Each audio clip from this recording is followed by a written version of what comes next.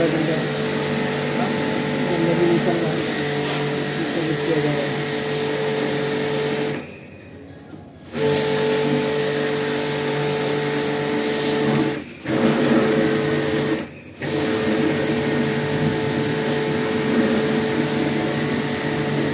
ज़्यादा से ज़्यादा ही गंदा है। अंदर नहीं ना मारना, मारा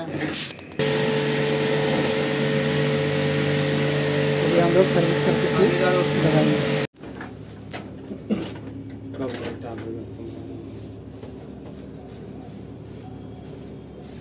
दुनिया भर का कचरा है।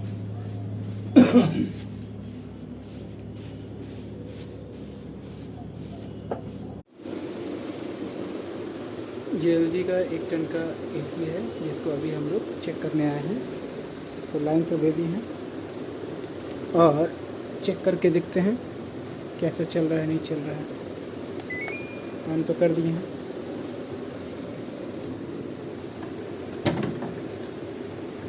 और इसमें फ़िल्टर भी नहीं है, आप लोग देख सकते हैं, फ़िल्टर भी नहीं लगा हुआ है। ये चल भी रहा है, इसी के लिए चल रहा है। मोटर तो चल रहा है धीरे धीरे, देख सकते हैं।